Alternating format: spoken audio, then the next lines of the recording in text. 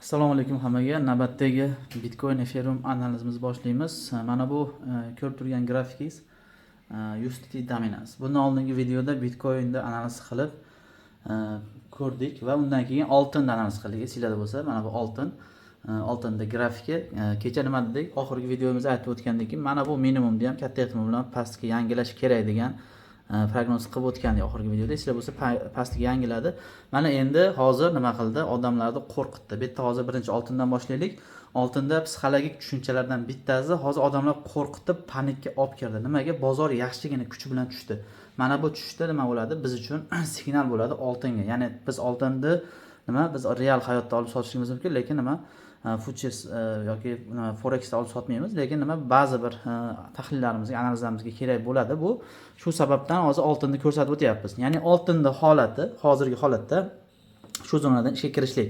Qachonki mana bu ignani tagiga bozor tushadigan bo'lsa, oltinda nima bo'ladi? Stop bo'ladi. Hozirgi holatda, shu holatda ham adashmasam 5% atrofida tepa. Bu birinchi tepasi albatta.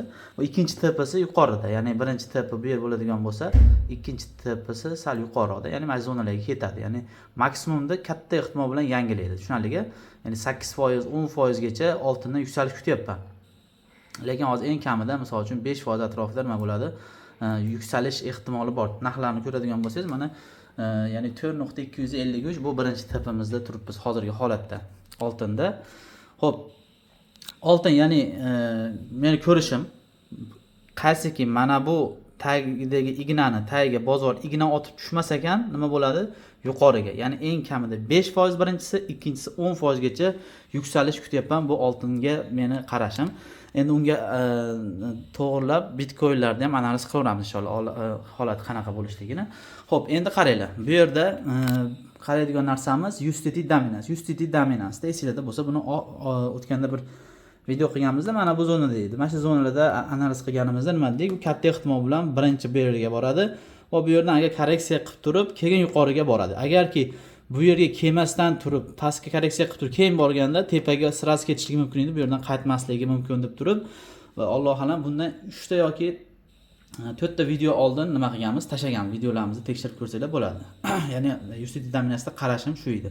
Va hozirgi holatda qaysi holatda turibdi? Ya'ni mana bu chiziqni ham o'sha paytda chizgandik. Mana ko'rib turganlaringizdek, ya'ni bozor chiqib keladigan bo'lsa, bu yerga bir kelib turib, mana shu qora chiziqqa va bu yerdan tez qilishligini aytgandik. Tez qiladigan bo'lsa, undan keyin tepani oladi deb o'sha 4-5 kun oldin yoki bir hafta oldin yozganmiz bu chiziqni. Ya'ni bozor qachonki mana bu zonadaligida ko'rib turganingizdek, xuddi shu ssenariy ishlayapti. Bozor keldi bu zonaga va pastga tushdi va endi qiladigan ishimiz yuqori. Mana bu yuqorini olishimiz kerak. Tushunarligi?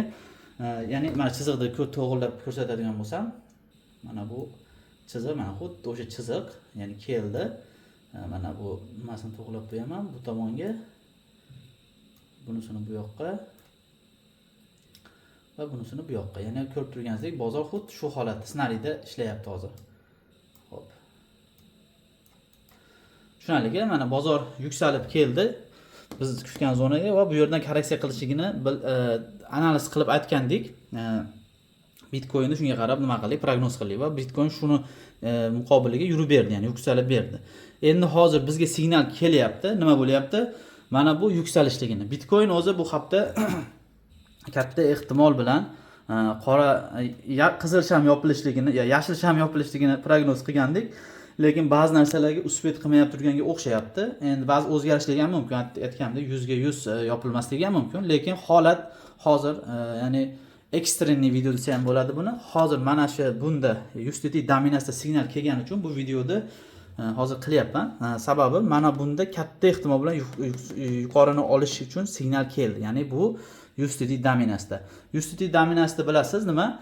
Agar yuksaladigan bo'lsa Bitcoin tushadi. Ya'ni bu ikkalasi bir-biriga qarama-qarshi yuradi. Ya'ni bittasida bor signalda ikkinchisiga ishlataveramiz. Ya'ni hozir bizga kerakli narsa asosiysi USDT dominans. Chunki USDT dominansda yuksalishlik uchun signal bor. Ya'ni katta ehtimol bilan mana bu yuqorini oladi. Tushunarligi? Bu nimani olib keladi? Bu albatta altcoinlarda tushish ko'rishligimizni olib keladi.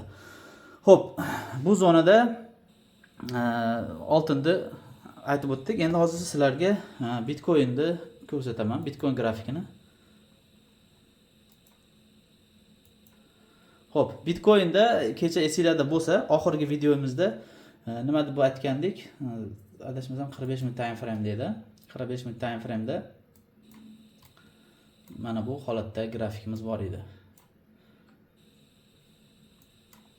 Xo'p, 45 minut time frame'da aytib o'tdikki, kechagi analiz qilganimizda Alloh izni bilan mana bu qarshilik zonaga kelishligini oldindan nima qildik? Prognoz qilib keldik. Bu qarshilik zonani qanchalik kuchliligini nima qilamiz? Bu ikkinchi test qilishga ham imkon bermadi. Kecha aytib o'tgandek, ya'ni bozor yuksalishligi uchun eng kamida ko'raylik dedim. Kecha nima qildim? Bu yerda to'xtadim. Esingizda bo'lsa, bundan keyingi video deb turib mana bu zonaga tushganda, agar bozor bu yerga test qilsin yoki ba'zi bir shamlar hosil bo'lsin dedik va yangi video qilamiz deb aytib o'tgandim. Mana ko'rib turganingizdek, mana shu narsani bir nima bor edi bozorda, ya'ni tahlil buzilganini, analiz buzilganini aytib o'tgandim. Ya'ni analiz buzilgani qayerda edi?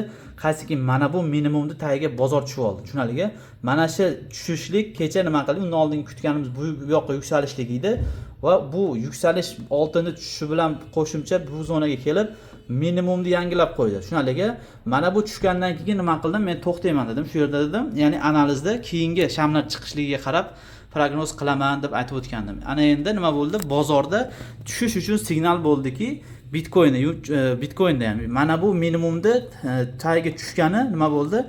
Bizga haqiqatan bu ishora bo'ldiki, kecha to'xtashligimizga. Bu yerda to'xtadim. Esingizda bo'lsa, kechagi videoda to'xtayman dedim. Ya'ni ertaga boshqa video qilaman. Sababi Bitcoin analiziga boshqa bu yerdan chiqadigan shamlarni kutishim kerak. Bu yerdan chiqadigan shamlar agar yuqoriga chiqib, mana bu qarshilikda tepasiga ignasini olganda edi, hozir biz yana nima? Dalshi yuksalishlik uchun bir prognoz qilsak bo'lardi. Hozirgi holatda bu narsa yo'q. Ya'ni hozir bitta narsani tushunishimiz kerak-da, bir yuksaladi, bir tushadi. Endi bu bir yuksaladi, bir tushadi. Bundan kelib chiqmasligi kerak. Faqat tushganda olamiz yuksalar ekan, tushganda olamiz yuksalar ekan. Yo'q. Ya'ni bir qoida bor-ku, tagini ham tagi bor. Ya'ni minimumda ham minimumi bor. Tushunarligi, bu minimum bo'lishligi mumkin kimlar uchun, lekin bu minimumdan yana minimum bo'lishi mumkin-da. Tushunarligi, hozir meni ko'rishim Bitcoindan, ya'ni pastga tushishlik. Misol uchun hammani misol uchun bo'ldi, tepaga ketdi deyishlikka o'rgatgan bo'lishligi mumkin, lekin hozirgi holatda mana bitta chizib qo'yamiz bo'ldi. Oshcha chiziq, boshqa narsaning keragi yo'q. Mana shu yerdagi chizig'imiz. Mana shu chiziq katta ehtimol bilan ishlaydi. Tushunarligi? Xo'p, bu yerda nima bo'ldi? Chizadigan bo'lsak, mana bu chiziqni olamiz. Xolos siz kapravit qilsangiz ham bo'ladi. Kapravit qilasiz, turib tepaga qo'yib olasiz. Buni men prosta chizib qo'yib ko'rsatyapman sizlarga. O'zi aslida boshqa narsalarda bor bu yerda paydo bo'lgan. Men o'zim shamlarda analiz qilganim uchun ba'zi bir shamlar chiqdiki, nima bo'ldi? Bozorda pastga tushishligiga signal berdi. Agarki boshqa bir yig'ilib boshqa shamlar paydo bo'ladigan bo'lsa, yana bir boshqa ekstrem video qilishimiz mumkin, lekin hozirgi holatda mana shu holatimiz ishlash ehtimoli juda katta. Aktiv holat. Tushunarligi, hozir qachonki mana bu ishlamaydi, qachonki mana bu pattern ishlamaydi, yuqoriga chiqib mana bu yuqoriga chiqib mana bu tepani olmaguncha nima? Mana shu patternimiz aktiv bo'ladi. Bu ham bo'lsa oddiy tushish emas, normaliy tushish ko'rsatyapti. Eng kamida birinchi tushishimiz mana shu tushish bo'ladi. Mana shu yerdagi eng uzun nuqtamiz mana shumi? Mana shu ekan. Xo'p. Mana shu nuqta bo'ladigan bo'lsa, shu yerdan tushamiz. Eng kamida mana shu yerga tushamiz. Tushunarligi, 102 mingni ko'rsatyapti hozir. Bu birinchi qadam. Tushunarligi, dalsha yuramiz. Agar 102 ga keladigan bo'lsak, 102 ni tagiga ham boshqa narsalarda aytishligimiz mumkin. Agarki o'sha 102 ga kelgandagi shamlar orqali, ya'ni qaysi shamlar bilan keladi? Agar bir negativni yaxshi bo'lmagan shamlar bilan keladigan bo'lsa nima bo'ladi? Dalsh yana prognoz qilamiz pastga tushishligini yoki boshqa. Lekin hozirgi holatda Bitcoinning holatini men sizlarga aytayapman. Bitcoinning holati hozir pastga tushish uchun signalimiz bor. Tushunarligi, hozirgi holatda, ya'ni tahlil analizimiz buzildi. Hozir katta ehtimol bilan Bitcoin 102 mingni kutyapman men. Mumkin tezroq tushadi, mumkin sekin tushadi, lekin hozir men kutyapgan narsa Bitcoinda tushish kutyapman. Agar kimdir narsa olib sotyapti turgan bo'lsa yoki boshqa bo'ladigan bo'lsa, hamma o'zining nimasiga qarasin. Meni ko'rishim Bitcoindan tushish kutyapman hozir va USDT dominansiyani ham ko'rsatib o'tdim. Va bu yerda yana ba'zi narsalar bor. Buni ham aytib o'tdim. Ya'ni ko'ryapsiz, juda ham yaqin keldi minimumga. Agar minimumga yaqin kelib, agar signal uradigan bo'lsa bo'ldi. Oltinda mana bu birinchi qilgan prognozimiz ishlamasligi mumkin. Agarki mashina tagiga tushadigan bo'lsa. To buni tagiga tushmas ekan, ignasini otmas ekan, meni hadafim yuqoriga. Tushunarligi, oltin buni tagiga, mana bu minimum tagiga tushmas ekan, oltin yuqoriga ketishdamiz. Hech qanaqa bir nima yo'q. Agar pastga tushib turib, ozgina igna otadigan bo'lsa ham nima? Ozroq betda yana ba'zi narsalar yasaydi, bab yuqoriga ketadi. Chunki oltinda meni ko'rishim yuqoriga. Oltin pastga olib tushadigan, olib tushdi. Odamlar psixologik tushunchasini ya'ni qo'rqitib bo'ldi. Mana bu tushlikda qo'rqitadigan, normal odamni qo'rqitdi, traderni ham qo'rqitdi, ya'ni boshqasini, investorni ham qo'rqitdi oltinda. O'sha sababdan nima menga mana bu tushligi bugun dastatishni oltinda yuksalishligi inshaalloh.